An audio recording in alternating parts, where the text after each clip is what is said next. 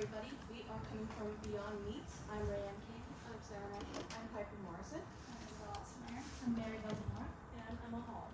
And we are very excited to introduce our new product, Beyond the Deli, our new plant-based deli meat. So today we'll talk a little bit about our idea as well as our prototype. Then we'll get into our research and the planning that went into creating our product. So, like I was saying, first we'll go over our idea and prototype. When we were coming up with some generated ideas, we really wanted to focus on convenience. Most of our products here at Beyond, you do need some sort of a heating element to cook our food. We really want to focus on something that's a little bit more on the go. We also want to be more kid-friendly, appeal to the younger demographics, as well as to help out families that want to introduce their families to more plant-based foods. And then we also really want to focus on making our packaging recyclable. Most of our packaging is able to be recycled, but we found that some of our products unfortunately are not. We really want to implement that into the future. As for product possibilities that we came up with, we thought about Beyond Seafood. That was kind of a pro because it was more of an expansion onto our products that we already offer. Then we thought about Beyond Dino Nuggets. Some pros for that was it targets the families, like we were saying in the previous slide. Hits those younger demographics.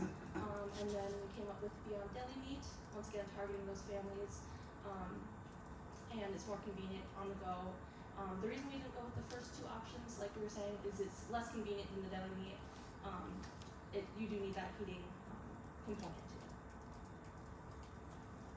Now, for our product, while we were prototyping our idea, we considered three major features of the product, and these three features were shape, color, and taste. For the shape, we decided we wanted to differentiate ourselves in the deli meat market by doing a square cut rather than the circular cut you see in the deli meat market currently, because we believe our customers have a right to protein in every bite rather than the quarters being a little more bready. And then for the color and taste, we want it to resemble ham.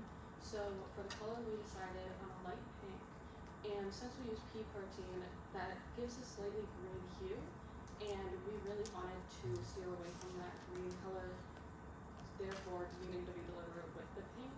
And same with the taste, resembling ham, so that we can draw more customers in and satisfy our current customers with another flavor profile.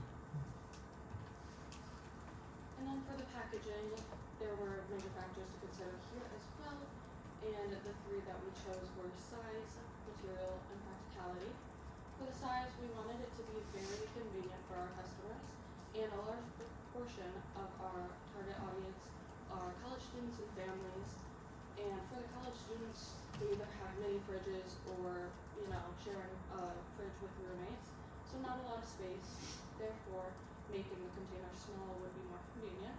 Or for the families, they might have a lot of food in their fridges, which means a smaller box would be convenient for them as well, as it could fit in these smaller spaces. And then for practicality, we designed an airtight seal around the edges to ensure that the meat stays fresh for longer and stay fresh for longer. And then the finished prototype, here you can see that we stuck with our signature colors, the logo. We designed this with a mix of English and Spanish for accessibility, and then there will be a more detailed nutritional fact sheet on the back, along with a guide for how to properly store it for new customers. When creating a new product, there's a lot of research that goes into it, including stuff like interviews, technology, the method we want to use, looking into demographics, and also looking into our competition to see what there is already in the market.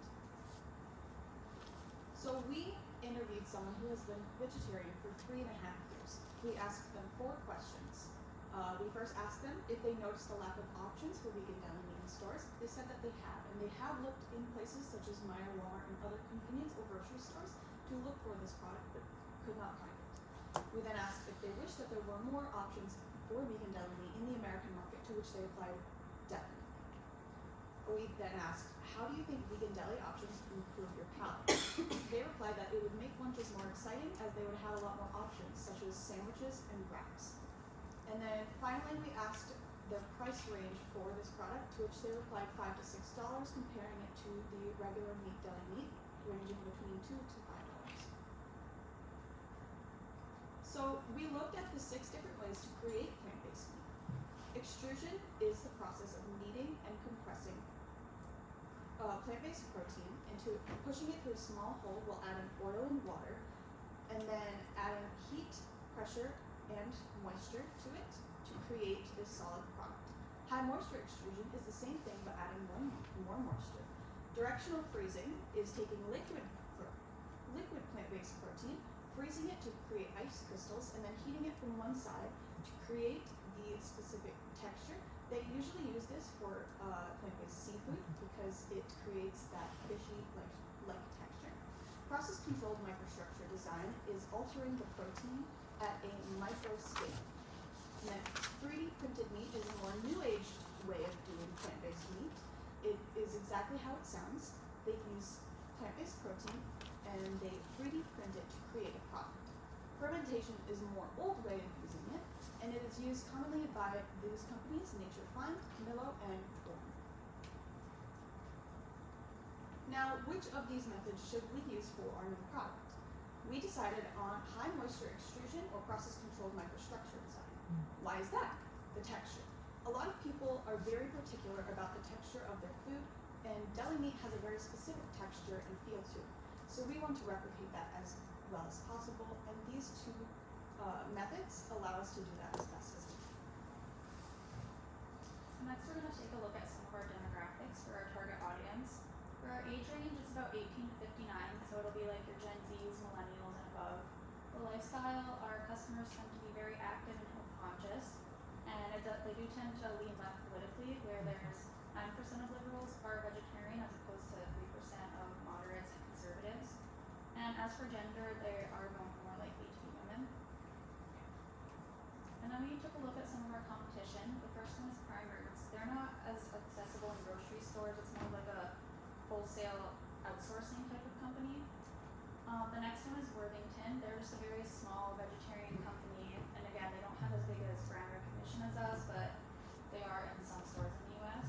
And then finally, we have Delilicious. They're a company located in Australia, so they're not as big as competition to us anywhere else in the world because they are solely in Australia. So it is still a pretty open market for us. Next, on to planning. By creating an analysis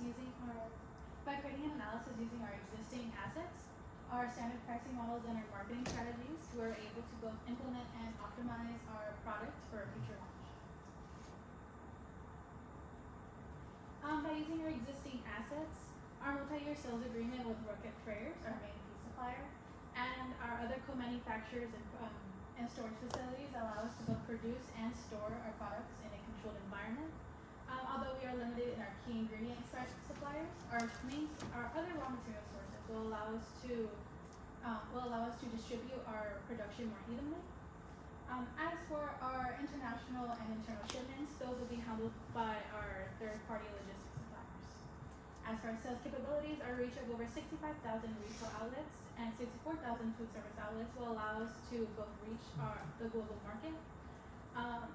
Also helping us with this is our global brokers and distributors. As for our pricing model factors, determining the cost of our ingredients will be the cost of our current and new ingredients. The current market demand will also play a role into this, determining our future forecasted production volume.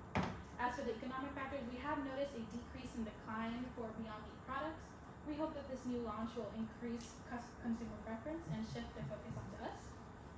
An increase in competition also plays a role into a shift in consumer preference. As for a more personal matter, high production costs do influence our production volume.